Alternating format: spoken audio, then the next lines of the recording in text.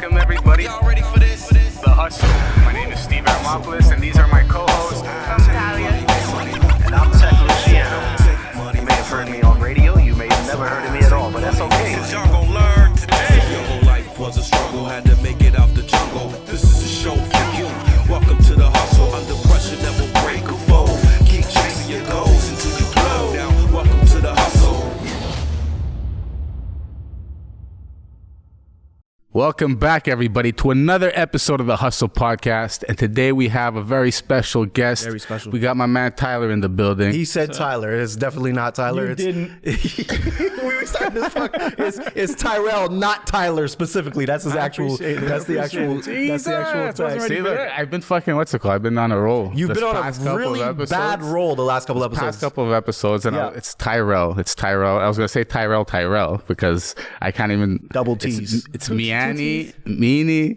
I don't It's know. Meanie, bro. Like, Meanie. There you go. See, that's how we're getting off to a very rocky start. It's over okay, here. but it's love though. It comes always from love. a good place Yeah, though. You know what I'm it comes saying? from a good place. You know what I mean? I'm not used to doing these afternoon ones. I'm a morning guy. I don't know. So by the time I get here, I'm always really fucking high. Get it? So I got to start toning down on the weed. Just a little bit.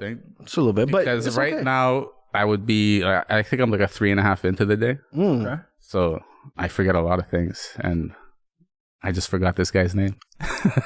But Other than that, welcome to the podcast. Tech is supposed to take over Yeah, now, see, Tech. so Steve wanted me to take over this part of the portion of the interview, which I'll gladly do. So for those of you who don't know Tyrell, this guy's been on the scene for a fairly long time, and he's honestly, and I don't throw these compliments around very sparingly, one of the most talented artists on the scene right now, and he just dropped a new project called Millie Brown. I got that shit right, Millie Brown. We're fucking up today, there we Millie go. Brown, but I saved it. I saved it, and which we're going to talk about the project at length as well. But it's good to have you finally on the podcast. I've been wanting to have you on the podcast for a minute. Let's get right into it, man. I know Steve likes to definitely start the conversation usually I with. was gonna say, Tyrell, I've seen you at events throughout the years. I hear you. Yeah. I don't know much about you except that I see you there, though. You're always supporting. You're doing your thing. I saw your DMS battle. I think it was with Crazy Ace. I think you had a. Where was No, it? I've been wanting to battle Was it Crazy Napalm Ace, but that's Sean? not a thing. Who was it? Who did? I did Napalm Sean. that's the I one did I No saw. So. Okay. You didn't see Napalm Sean. That was in private. That was Okay, like so that's which one did I see? I saw one that you. it had to be either me versus No So. I also did Spook 1. Okay, Might have been Spook 1 I think it was a Spook one. or Prophet. Two bodies, three Prophet bodies. was I that think Blue it was Dog. a Spook one. I think it was that one. I saw the that Blue Dog one still. I saw the Blue Dog. And you one. got intricate schemes, effortless. bro. It You know was what I mean? effortless. You really take it. It's like on a Kendrick level when you spit these bars. You got See that? a lot of words. that. You got. I don't want to say I'm Oh, Kendrick. Talia's in the building. Talia's in the building. No, we can't wait. Thanks for 10 extra dressing up. minutes. We already waited 10 extra minutes. So welcome to the show, Talia. Thank you for interrupting me. So yeah, like I was saying, bro, you have like top-notch bars and everything, and it was a refreshing thing to see on the stage because some of these guys that you see on DMS, What's up, Talia? Damn, you fucked up. Well done. Really? great, That's what we're great doing people, I guess, in real life and everything, but Talia's not. it's like there's levels to it. You know what I mean? And you just came in, and bro, I felt like you were like 10 times above. He doesn't belong in DMS. I feel like you're a level above. I was probably one of, not the first, obviously, but one of the artists that went from the Run DMS to main stage pretty preliminary quick. joints, Yeah, exactly. But You I didn't wouldn't. belong in the Run DMS shit at all. I don't think so. But I like the energy. The energy is different when it comes to Run DMS versus the main stage. It's like that small hyping, versus when you hit that main stage, you got to hit a crowd that you don't know at all. You can't fill that space, and then I'll understand that people are going to hype you up when you're there. But it's okay. I wouldn't shout out or give any negative reviews on any of the rappers that are in Run DMS. They're all hype. I would. And Talk your shit out.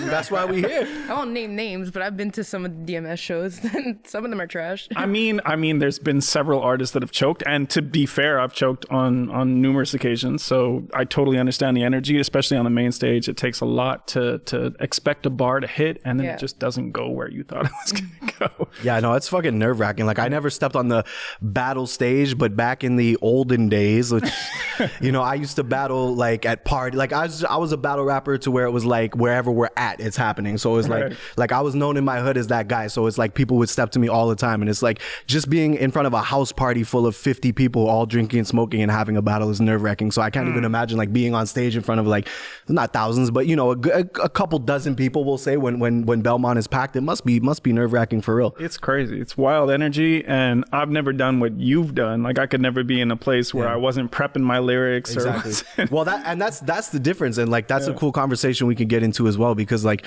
battle rap, you really used to be off the top for real. Like there was no prep, bro. There was no training camp for it. It was just kind of like spur of the moment, spontaneous. Like I see you somewhere, and like we're like two pit bulls that have been staring each other down for months, and then we're finally in the same spot. So we're drop everything. We're battling right now. You know what I mean? Like that was the energy. That was the energy that I love. Right.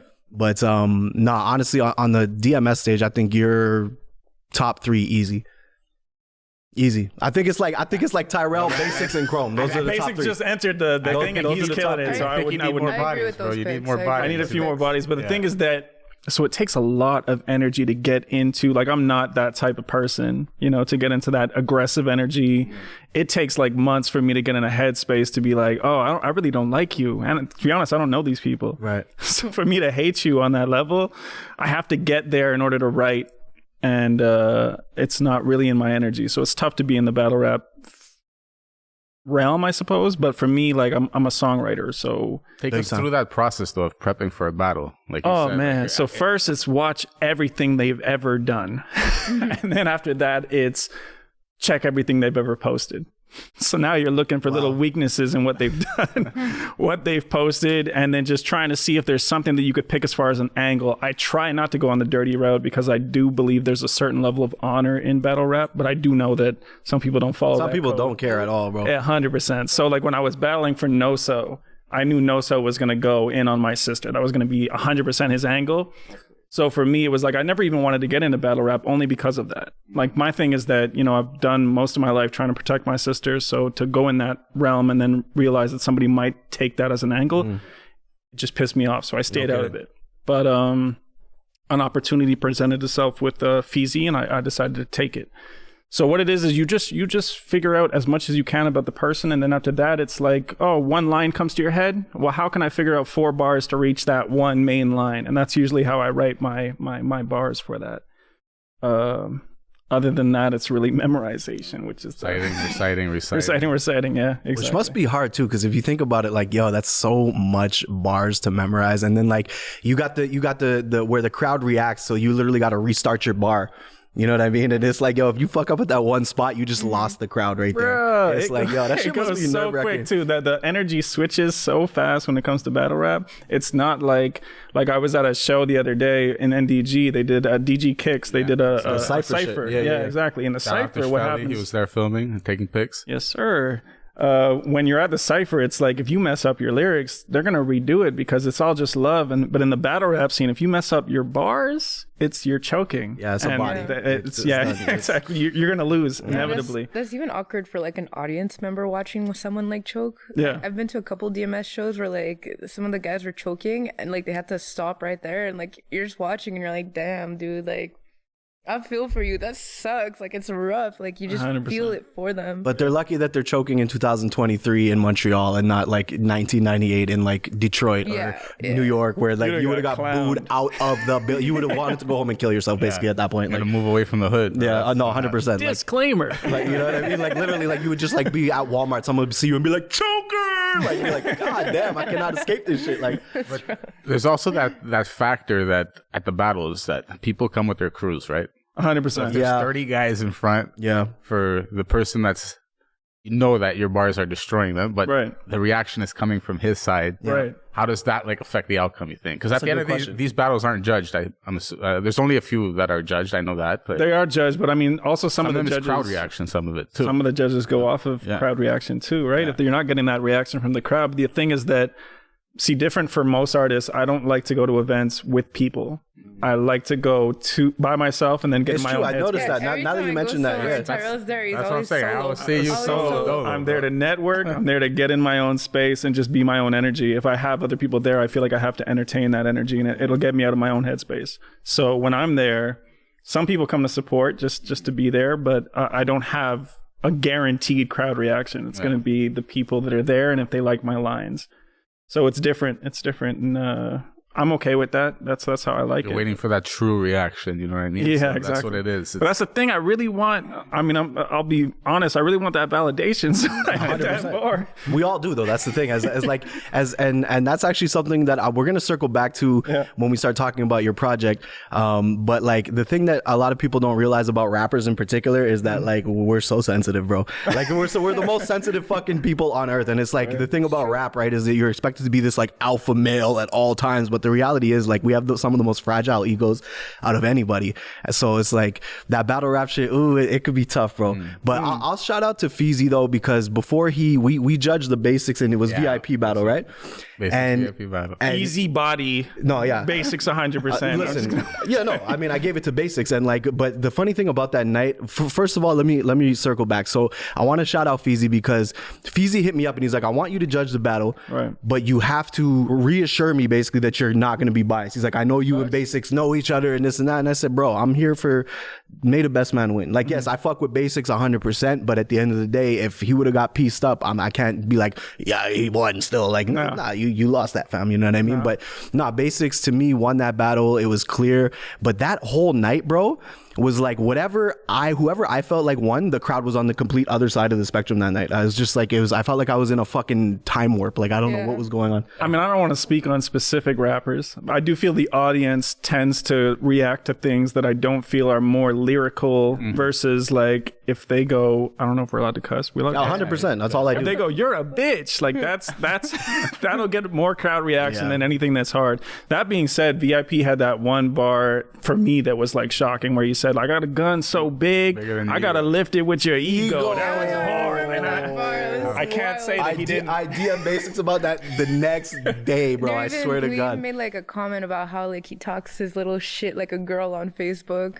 And then he had like posted something the next day after the battle, and I commented, I'm like, oh, there you go again, like talking your shit like a little girl. That was a good battle though, but That was really basics, solid. basics got Basically that. did his thing, and that was his first English battle, I suppose. And he really, I thought he came with He it. fucking killed it, bro. Yeah, I already spoke about this a few episodes back. It's good to hear your take on it. I spoke with Feezy on the show. Get out. Okay, let's go. So, Me and Tucker here, like, we didn't see that.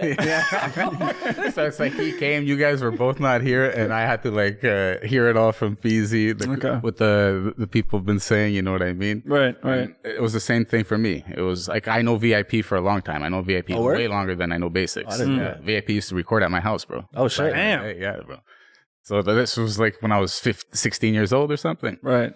So just by that, like, I can't be biased on either or, you know what I mean? Yeah. And when VIP, like, I said I only drank one beer before that battle happened. I drank one beer just because I wanted to be clear-headed. You're lying, but I didn't want to. No, I swear, I drank one beer, but I drank one beer. I had that the whole time. One big beer. It was a pint. It was a pint of one beer. one case and of the whole beer. point was like I didn't want to listen to the battle Skew your- wrong. yeah, and right, it right. totally changed my perception of what was going on. Right. And I heard it, and to me, Basics edged it out. You know what I mean? He came hard, bro. Right off the bat, he like literally came with a. I don't want to be biased. Are we saying edged? Okay, the reason why I'm saying edge because VIP had some funny ones, and he had 100%. Yeah. and that's VIP usually, always comes with that. Yeah. And 100%. usually, like when I do see VIP's battles, because I saw the last couple that he did, one in the circle and everything. Yeah.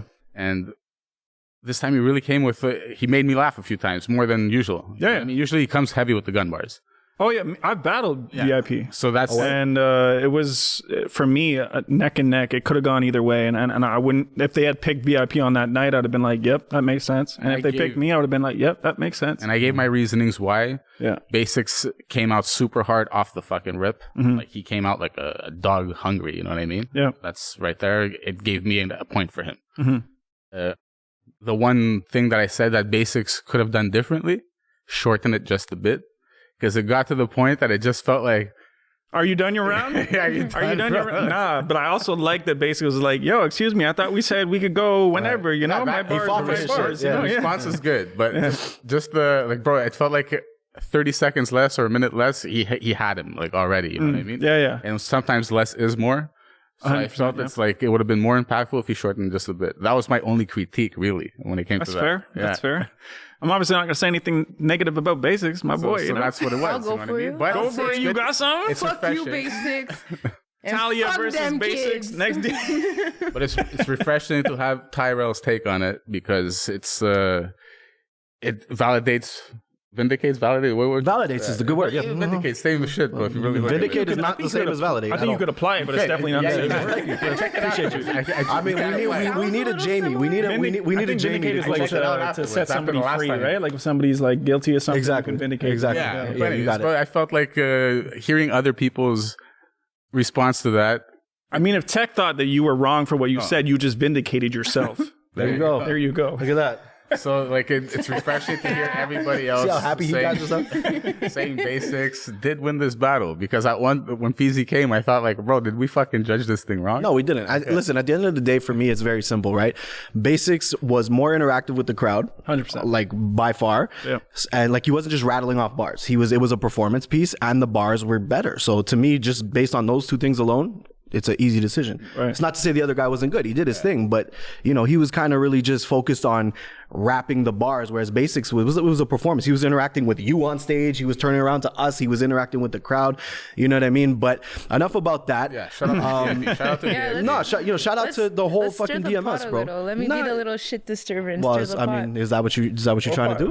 Is that what I came for? I came here for that. Let's go for it. So I heard that back in the day, you and Tech, you guys, you had some beef. Oh, she couldn't wait for this. Oh, I don't know if I'll let you lead on that one. Yeah, that's fine. I don't know if I would call it beef. So okay, for those, okay, let me preface it with this, right? Because we do share a history, clearly, and we're obviously about to get into that now. Before we do, but before we do, because no, it's fine. I feel good about it. It's fine because you know what? It's we spoke off air about it, and it's kind of the elephant in the room in a certain sense. So I just want to preface it with this, like the person that we share in our past, like this episode is in no way some like manifestation of like us getting together to disrespect somebody. It's not what it is. It's just I got nothing but love for her. You know, it's a long time ago. So if that's what we're talking about, I didn't mean it like that. I just wanted to like get. she wanted to stir the pot, and she did. Get Go to for like it. how'd you guys mend the situation? Because I heard there was a point where you guys were really tense with each other. well, I mean, tense. Like from different realms. From like afar. I've never seen the dude, you know. Right. Like I've never met the guy in person until I think the last DMS event. Yeah. And at the last DMS event, I was just like, I'm tired of this energy, you know? Like, I don't want to be here. So for me, like, I just walked up to both of them and just said, yo, it's all love, you know, whatever happened in the past. But continue on where you were going with that. No, it's just, you know what? It's cool that we can sit here as adults and look back on it and just squash it as men. I mean, that's we've come a long way. I feel like I can't speak for you, but for me, I've come a long way just in the type of person that I am. Yeah. Like, you know what I mean? I'm a lot calmer. I'm a lot more level-headed now than I would have been. You saying back in the you know, days 10 it years would have ago. been something? No, that's not even what I'm saying. I'm just saying, like, you know, I would have been a lot more skeptical when you walked up to me, though. Like, I would have been like, feel you. I would have been waiting for a reason or waiting for something to happen, essentially. You know what I mean? No hate, you know. But anyways, I don't think anybody that's watching really knows what happened. yeah. Maybe the elephant in the room isn't even an elephant. Yeah, it might so just be between No, me. it's just, between it's you just and I. preface me. it. Just me wanting to get it out there. Just go off of what happened. Maybe we could either elaborate on it or I don't think it's really necessary. To I mean, you brought it up. People are going to be like, what are they talking seriously. about? No, I mean, listen, didn't make sense to we me. share an ex. I mean, that's really the gist of it. And you know what I mean? He was in a situation with this person, and then I was in a situation with this person, and then obviously that being said, there was some written tension between him and I, but I mean, it was never a situation, even for me at the height of it, it was never like, I was never on some flexing shit like, you know what I'm saying? Or like, it wasn't some shit to where if I would have seen you, it would have been an issue. Like, I don't even know you, bro. So it's not like, 100%. You know what I mean? My thing is my whatever beef or whatever it wasn't even associated to you. Right. My thing is what I was being told didn't seem like it corresponded to what happened. Okay. But I have no idea what happened, right? That's all stuff that happens in my own head. Right. So naturally there was a New York trip, and then after that the relationship was over, and then there was another relationship. So that's the info that I have to go off of. Now I don't know. That's what happened. Yeah, so 100%. That's it. So for me, it was just like, but at the end of the day, you're such a fucking homewrecker. What are you talking about? Not even. I mean, I had known her a couple of months. Like, it wasn't even like. It wasn't even that serious. It's not that it wasn't serious. For me, like, relationships when I was younger, everything was the relationship, right. You know? Yeah. So for me, it was a major thing. But I think I just grow from it. Like, after that, a lot of relationships ended from that point. There was a lot of relationships afterwards. So it wasn't like that was the relationship. That it wasn't like a life-defining moment, I don't think. Yeah, exactly. But, you know, and I mean, listen, it gave you some good material. So, I mean, you know, if nothing else, you know, but I mean, listen, we've all been in similar situations. I'm trying to be political over here. We've all been in these type of situations, bro. And it's, you know, even for me being on the other end of it, it was kind of awkward too, because like, I'll be honest, like I felt bad. And like, you know, even like, I remember hearing your music for the first time, bro. Mr. Steal Your Girl. Nah, relax. I remember, but I remember hearing your music for the first time. This was like a couple of years after this whole situation. Prince Akeem had posted like some track. It wasn't even a track. It was just like you rapping on camera. It was like, so I can't remember the name of it. Almost all my songs back in the day was me rapping on camera. But yo, I just remember being like, yo, like he's fucking really fucking talented, bro. Like, holy shit. I was like, damn, like this motherfucker goes in. So even from back then, I was kind of like watching you in terms of like your music and just like low key kind of like rooting for you in a sense. Cause like I recognize talent, bro, regardless of like circumstances. To me as an artist first, it's like when I see somebody who's like actually talented as opposed to like the garbage that's been circulating around the city for the last 15 years. I'm gonna try to stay off of this. I mean, I don't want to. I'll talk the shit. I'll do it for you. Well, but I mean, we can continue that topic, no problem. But I just feel like I'll be very diplomatic. Yeah, that's where we differ. You know what I mean? But no, you know, so I mean, listen, at the end of the day, it's squashed. So you know what I mean? It's Hustle podcast, bringing people together. The Hustle podcast, mending relationships. And I'm happy I was able to do this diplomatically without being disrespectful to anybody, by the way. So that's, I mean, also all love to her. I know I haven't seen her in years, but she was a good person when I met her. It was so whatever. All love to you, shorty. Yeah, let's switch the topic. Yeah, let's try to get off of that one. I'm just glad we got that over with. I want to touch back on what you said before with personal attacks in battle rap. Sure. You mentioned your sister. Yeah. I don't know if you really want to get into that, but what was it that really you didn't want to hear, or because I have no idea what we're talking about? So my sister is handicapped or handicapable or however you want to address the... she was born prematurely, so she has cerebral palsy as a result. I always thought that would be an angle that people were going to take as far as battle rap, because there are ethics as far as I'm concerned when it comes to battle rap, but some people don't have that. And the easiest way to beat somebody is to hit them where it hurts. That would make them choke. I think Noso made a little reference to it by saying that I got the good genes of the family, being that my sister ended up handicapped, and I totally didn't respect him for saying that. But that's the nature of the beast when it comes to getting into that realm. We squashed it afterwards because I understood that that's what he was trying to go with. But yeah, that's it. So my sister is she has cerebral palsy, but she is fully capable. She's very smart. She's very intelligent. The only thing that seems to be hindered is her physical. So, and I just didn't want to enter that because of that. I didn't want to have somebody that would poke at her because life is already difficult enough as it is, you know. How has that situation like hindered your taking music super serious and doing everything that you need to be doing? Because I know it takes a lot to take care of another person and I hear you 100%. I think that I don't feel, and this is probably just in my own brain, I don't feel I have the freedom to not fall back on something. I can't pursue it to the umpteenth level because I can't get to a point where she's not taken care of. There's people that could be the starving artist. I can starve and I'm okay with it. I won't allow her to starve, you know? So I think that's always been a thing. Time-wise, obviously, I don't have the same time allotted to be able to do what other people do. But it also gives that motivator. I have a reason for why I'm doing what I'm doing. And I think a lot of my music career, I spent a lot of time being from a period of lacking. So I've been watching other people do things and just being like, oh, I wish I could do that. Right. This person got signed. Why am I not signed? But it took a while for me to go like, oh, let me check my YouTube. Let me check my Spotify. I got one song out there. Why am I not signed? So I think now, after releasing the album that I just released, I'm a lot more clear as to why I'm doing this. I've never been the artist that wanted to do it to be told that I'm the greatest artist out there. I don't want to be that guy. I just want people to feel less lonely and have music that relates to what they feel. So now I'm doing it to make sure that I create a different future for all of us. And I think that's where I can go from here. And then that being said, the project, I listened to it again on the way here. And start to finish, it just has a different feel to it, which I appreciate, which is what when I mentioned wanting to bring the conversation back to this is like, one thing I really like about your music is that like it's art, bro. And it's like you could tell from his music specifically that you're doing it from a place of authenticity. It's not the rest of the shit you're going to hear in the city, which I can totally appreciate, because one of the themes of this podcast as of late is me ranting about how everybody sounds the same. And and it goes back to what I was saying before about like rappers are especially men and obviously, you know, hip hop being just a microcosm of the greater society. It's like, as men, we're expected to always be these alpha males who don't show emotion and who don't go through things and who don't have insecurities, when the reality is like, we all have insecurities. We all look in the mirror and have certain things that like we don't like about ourselves. And 100%. It's like, it's okay to express that. And it's like, with your project, I feel that you lead, not only is it like okay for you to express it, but you tend to like lean into it kind of.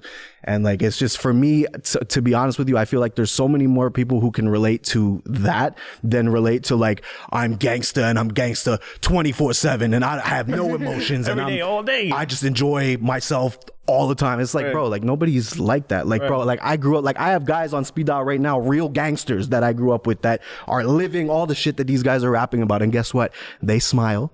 They have emotions. They call me and we talk about insecurities that we have in situations. Like we're all just fucking people, bro. 100%. You know what I mean? Yeah. So rant over, I'll let you elaborate, but like coming back to your project, it's just, for me, it's a breath of fresh air to hear somebody go so deep into like the shit that you've been dealing with. So that being said, Millie Brown is the motherfucking project. Millie Brown, thank you. I appreciate it. Thank you. Seriously. So cute. I think different than a lot of rappers is that I didn't grow up with rap in my spectrum at all. Like for me, I was raised on soul and R&B. And same. So the music, I actually wanted to be Usher, I wanted to be Neo. Those were like my two artists that I wanted to be. And then eventually my brother, Julius, what's up?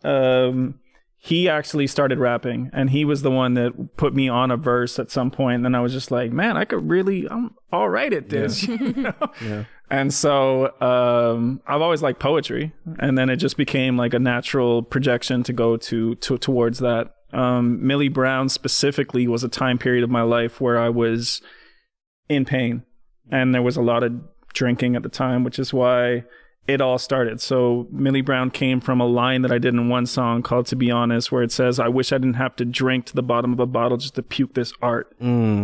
So, and that's where the cover art comes from, I imagine, too. So exactly, there's an artist named Millie Brown, and she was famous for puking on Lady Gaga on a concert. Now, granted, she was doing it because it was supposed to be an uncomfortable experience, because Lady Gaga's song that she was doing at the time was associated to rape. Wait, she did this on purpose. She puked. She did it on purpose. Wow. But she does she's not doing vomit. She drinks milk with like food coloring, and then she just. Okay. It's still fucking disgusting. That's commitment to art. Like breathe. It's commitment to art. It's commitment to art, I guess. Commitment to art. That's disgusting. Like that's not art. That's like the whole go thing get is yourself checked. that Lady Gaga was trying to do a song about rape, and so the whole thing So was she puke on wanted me. the audience to feel as uncomfortable about the feeling Oh my god. Okay, I can see as it. everybody else. But It's still like, what the fuck? outside of that, Millie Brown, contrary to what everybody else might see, Millie Brown, they might think Stranger Things. It's not Millie Bobby Brown. It's this artist called Millie Brown. And the idea was just that I used to have to drink a lot in order to get to the point where I could tap into my feelings. And then after that, puke the art that I was putting out. So everything was built off of that one song. And then it just became this projection. And different than a lot of projects, Projection. bars. I'm glad you caught it. Yeah. A lot of the songs were different than a lot of artists. I think that my music, I wasn't trying to do it as singles, so everybody's supposed to listen to these songs individually. You really have to listen to the album in its entirety in order to catch it. Kind of like, and I'm not. I heard you said Kendrick Lamar. I'm not trying to be Kendrick Lamar, but like to pimp a But butterfly. I could hear the influence for sure. It's supposed to be an entire thing that you ingest. And then after that, puke out your feelings. You know? I definitely got to listen to that project. You do, Yeah, bro. I It's didn't dope. even It's know really you dope. dropped anything. It's When really did- dope. When did this come out? So me listen, first. I'll go. I recorded it maybe 6-7 years ago. Okay. I'm one of those artists that was always like, I need the perfect moment to release. I haven't yet figured out, where my audience is. So I spent a lot of time. Never will. And you never will. Exactly. So I waited. I got a music video. And then the music video was supposed to be the lead up to the album release. But a year had passed, COVID and everything. Right. Weird times. So a year had passed and I was just like, I can't sit on this anymore because it's holding me back at this point. This album isn't who I am now. It's who I was 6 years ago. So I just needed to drop it. I released it on my birthday. So February 13th. Oh, it just passed. Yeah, exactly. Happy belated. Thank you. I appreciate So it. you made it 6 years ago. How long did it take to actually create that whole album? Songs, it probably took about 3 years to write the songs. Okay. Because I'm not that type of person that'll be like, oh, like it really is when the inspiration hits. Like I was watching a video earlier today and like, you got to let God in the room kind of when you're writing. The best songs that I've ever written were when I wasn't trying to write a song. It just kind of hit me. I played a beat and then it came to me. So that's usually how long it took at that point. And then I recorded it all about 6 years ago. Makeway Studio. Shout out to Makeway Studio. Buds. Oh, so it's been in the vault for that long, bro. Yeah, and it's I've just been sitting on it, and so like a lot of the time people would be like, "Oh, when's your next project? When's your next?" And I'd be like, "I have it. It's recorded. I just don't know how to release it. Right. Give me another 10 years. I'm gonna get to it." Yeah, bro, every decade. Look out. You know what I mean? You mentioned you had a little problem with alcohol. That you had to get down to the bottom of a bottle to tap into the emotions, to write the lyrics. Do you still have that need for alcohol to create? Or have you changed that in your life? I still have a certain amount of social anxiety. So definitely when I go to like events, I feel I would never fucking guess that about you. because You're like the most extroverted fucking guy at the fucking club, bro. Before you get I know. Every last time I get had to like an 3 event- beers, but it hit me good, and I was like, "Oh, what's up?" But the thing is that I've been down so long that when I go to these things, I really just want everybody to be up. So I'm there just trying to get everybody. Yo, you good? What are you doing in life? Let me try to make sure that you're up there. As far as what happened with alcohol, I'm actually not able to do what I used to do with alcohol because I got a health condition this year. Alpha-1 antitrypsin, if anybody wants to. Alpha-1 antitrypsin deficiency, if anybody wants to research it. What is that? My liver doesn't process sugars and stuff like that like it should. And so like I ended up with like fatty liver, second degree fatty liver. I think that's what they call it. That's crazy. So I'm only on wine now because wine is anti-inflammatory. And other than that, I've just been kind of like toning down. And music, I've been off of it for a while, but I'm trying to get back into it. I had to live life a little bit more before I could write. I was trying to write before, just kind of like, play a beat, see what I can come up with, but it wasn't actually hitting my heart. So that's where I'm at. I could relate to you on that. I'm kind of there right now too, because it's like I built a studio in my crib. I was recording during COVID and shit, and then it's just like you get kind of all of the things that you've had ramped up inside out. Yeah. And then I'm at this point where it's like these days I'm just dad. So like what am I gonna rap about? Like, you know what I mean? It's like I'm not going out like that. I'm not really living that crazy life anymore. So it's like I have no material at this point. You know what I mean? I mean, I'm all for like Jay-Z's 444 album, where he kind of just talks a little bit more about life, you know? Yeah. And I think that you could definitely go that route. Yeah. But I don't know. I don't like to feel like I'm like kind of preaching in my music, if that makes sense. A little preachy, even his albums. Yeah, 100%. But I mean, listen, the guy's a billionaire. If I'm gonna listen to anybody preach, you know what I mean? I'm not a billionaire, you know. 100%. But I'll take a preacher over a stunter. If I'm going to talk about the Montreal scene. Depends the mood. If we're talking local, then yes. I mean, because what are you stunting about? We're all in the same room. You know what I mean? It's like, everybody just relax, please. It's like, seriously, you guys aren't celebrities, but I'll see you at the Belmont next weekend. Okay. Yeah, Chill, exactly. And the thing is that I find Montreal gives a lot of the illusion of success. Yeah. So you start performing at a couple of venues in Montreal, you start to think that you're really popping out there. But the thing is, I don't know if it's illusion. I'd say delusion, because a lot of people are like, they just think they're more than what they actually are, and 100%. Like, but I mean, the ego gets filled first when it comes to music. and that comes back to what we said before with rappers just having the biggest, most fragile egos of anybody, bro. Yeah. You know? I also feel like because I didn't create a persona around my music, my name is my name, and it's just like not that other guy that you would be calling me. Yeah. So for me, I felt like really exposed with music versus different rappers that would come up with a rap name and then be like, "This is the other fungus." Like, no, but you know what? I've actually I've been in a relationship where the person was like, "Well, I fell in love with tech, and like you're not tech 100% of the time," and I'm like, "Well, like, do you want me to freestyle right now? Like we're in the car, like I'm sitting in traffic right now. Like I'm not sure what you expect of me at this particular moment, but like I can assure you that tech and like Matt are the same guy. There's not like you know, get out. It's my name. Yes. Wait. Yes, it's my name. Just opened up a can of worms. What? Your name's Matt? Matthew. Yes. Learn something new every day. But so like Tech and Matthew are the same guy. It's just that like obviously if I'm on stage in front of people, that's going to be turned up to 11. Like I'm not going to go on stage and talk about being a father. I'm here to rap right now. But then like when I'm at Costco, I'm not also going to be like freestyling or something. Guys, like, you know what I'm saying? Like it's like I'm not sure what you expect in this moment. You know, $1.50 hot dog.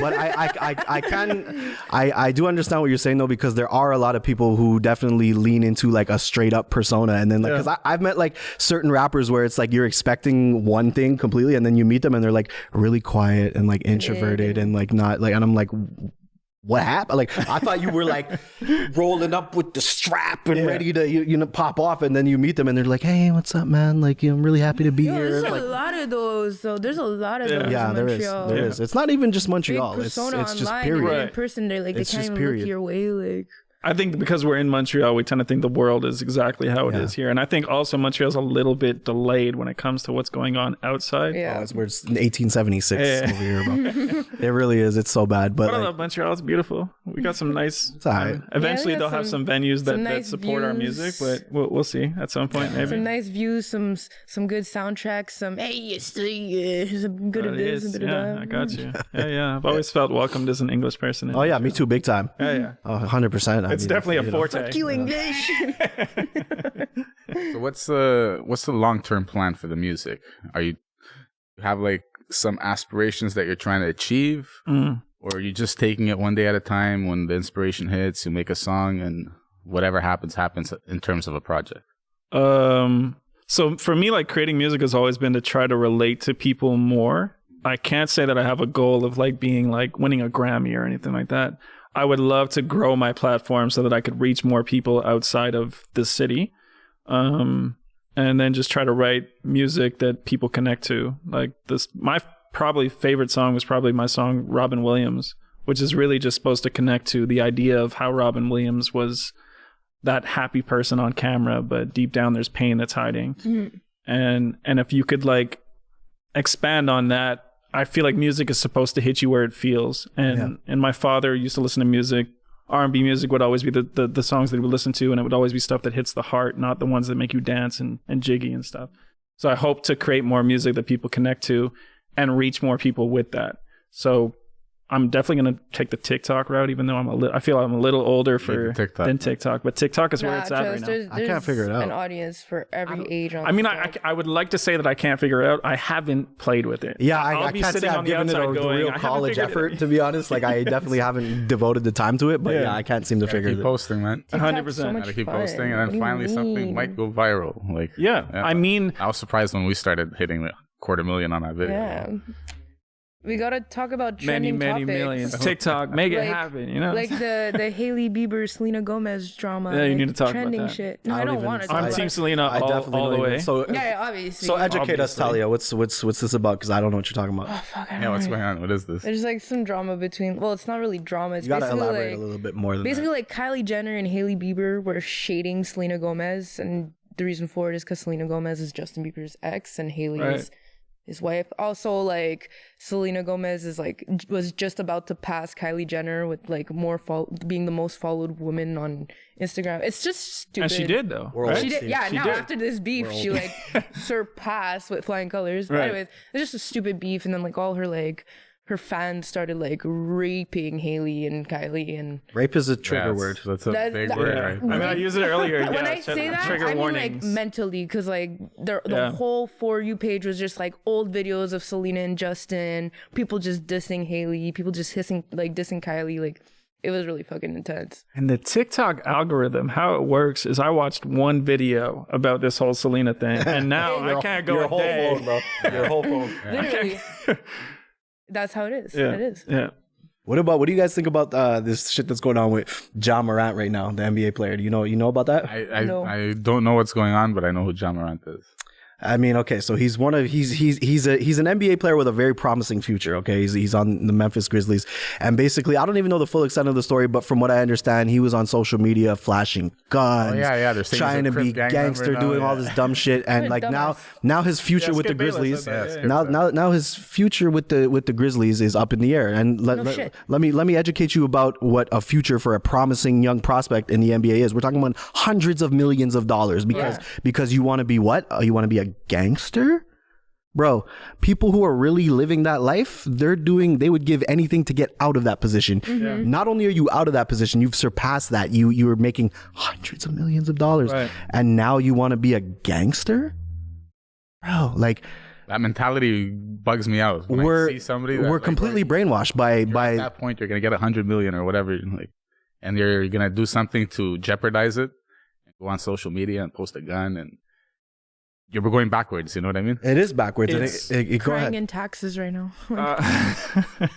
It's complicated, right? Because so I'm partially mixed, and when it comes to the area, you have to be a certain level of cool. If you're not that level of cool, you tend to get clowned. Yeah, 100%. So a lot of the times you may represent something that you don't actually feel inside, but you want to be accepted. Mm-hmm. And so I think I wouldn't go that route if I'm making hundreds of millions of dollars, but at the same time, Drake is making hundreds of millions of dollars, and you see him out there going like, "Yo, I'm that hard dude," but you're not, bro. I remember Drake back in the days crying. We remember the memes. We were around back then. Stupid dances in Chris Brown's music He killed it, video, though. like The snake, the viper. It was good, but like, you're not a hard ass Drake. Yeah. You're But a it goes low-key back softie. to what we were talking about before with your project. Is like, to me it's a lot braver to be vulnerable and allow yourself to be vulnerable than to like fit into this mold of like, let's be honest, bro. And like this whole concept of having to fit into that gangster mold, like this is an agenda that's being pushed from the top down. If you really like want to get into the conspiracy side of it, we're going deep now. But it's true, because I mean, listen, there's something called the cycle of poverty, which is it's a lot more real in America than it is here, but it exists here too, which is like you're born into an impoverished community with no real access to education, no access to opportunities, right? And then you have kids and they're stuck in that same cycle. And like, not only are they stuck in that same cycle, but now it's to where if you're not in that cycle, it's like you're not cool. Like, you know what I mean? So it's like, Or you think you're better than. but it's to a point where it's like, if somebody succeeds and manages to take themselves out of that predicament, it's like, oh, we're going to clown you now. Whereas like, we should be getting behind this guy. And like, that's something you should aspire to. This guy was able to change his life, his family's life. Like, there's hundreds of millions of dollars. That's what you call generational wealth. This guy has generational wealth. And to like be so brainwashed by, if you want to call it hip hop culture, the culture, whatever culture, we're probably going to get in trouble because I just said that, but it's fine. To be so brainwashed by whatever culture you want to call it, right? To think that you need to go down this route and like seek validation for being a gangster when you have hundreds of millions of dollars in the bank. Like, to me, bro, that's just fucking stupid. It's working backwards. I mean, Jay-Z had said, and I hate quoting people because it's like, oh, I remember I watched that video. But Jay-Z said, people looking at you saying you changed, like you worked that hard to stay the same. Like, why would I get to this level in order to go back to, like, try to get up to my level? Why would I come down in order to match with you guys? So I think, I honestly don't watch sports. So I'm not going to be that guy to be like, yo, basketball, sports. I don't either, other than UFC, but it's just I saw it in the news and I had to say something about it. It sucks. Like, what a dumbass. Oh well, that's not me. You mentioned your father and your family before. Yeah. How was the family unit growing up?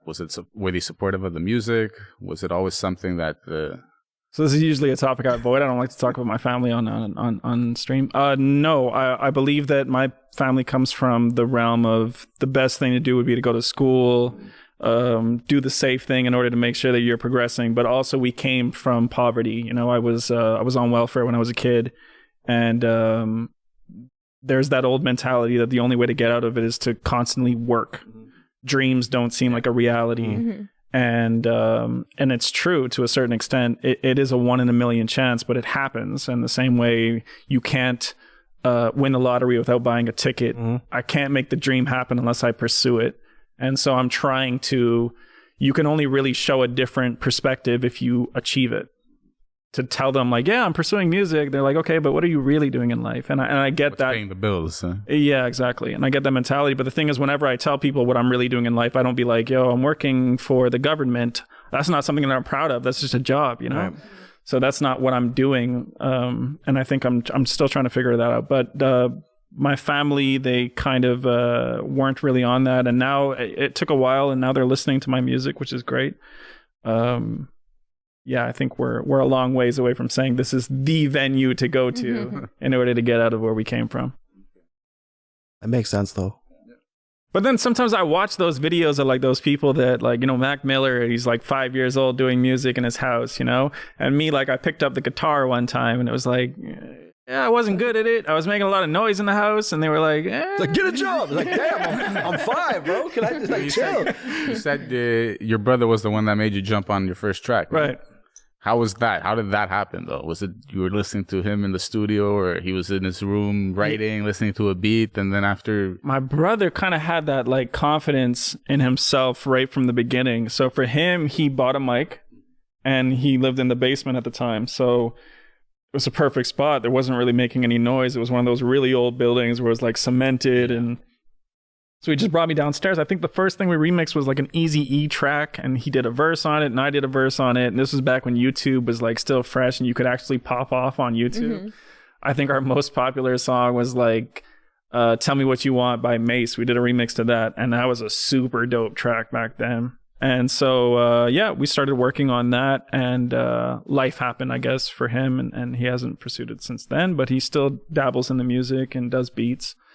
And that's really what gave me the reference to be like, oh, maybe I could actually do this. But to be honest, I'm a songwriter more than a rapper. I just like rap because it allows you to write more than a song would, you know? Since, I'll say one more thing. Okay, Since bro. you're in the songwriter realm, yeah, you said you like being a songwriter more than rapping. Yeah. Are you trying to create something else, something out of the box? Maybe something that's like a folk song, an indie rock song, or...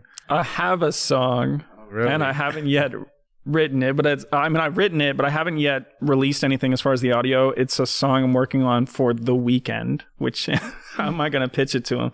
But it's called Stranger Things. I'm just trying to figure out how to market it and how to I don't know how to get into songwriting as far as for professional artists, but it's definitely pop, 100% pop, no rapping. And I've also written for other artists. I've written for he used to be under Asari King, and I've written a song with Honora. She's also popular in Montreal.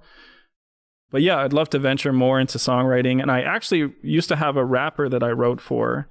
He quit, but his name was Cedric Combs. So L.A. Combs was the rap name. And then we ended up writing some songs for him. It was super dope and it was a really good energy. I would love to be like just employed by a studio and then kind of just write raps. Like box songs and shit. Yeah. Not even pop songs. I'd write rap songs for people if they were willing. I feel like there's a lot of ego in Montreal where they're not like, I'm the dopest, and so they wouldn't take somebody to write songs for them. That's such a tired argument though. It's like, bro, the dopest in Montreal. Who gives a fuck? Like, just make good music, bro. Yeah, 100%. Plus, like the dopest is like it's like this rabbit hole that it's like chasing a carrot that you're never gonna catch because it's completely subjective. Like you might think Kendrick is the dopest. I might listen to Kendrick and be like, yeah, it's not really for me. I'd rather listen to Fred the Godson. Like that's just how I feel, and that's everybody. So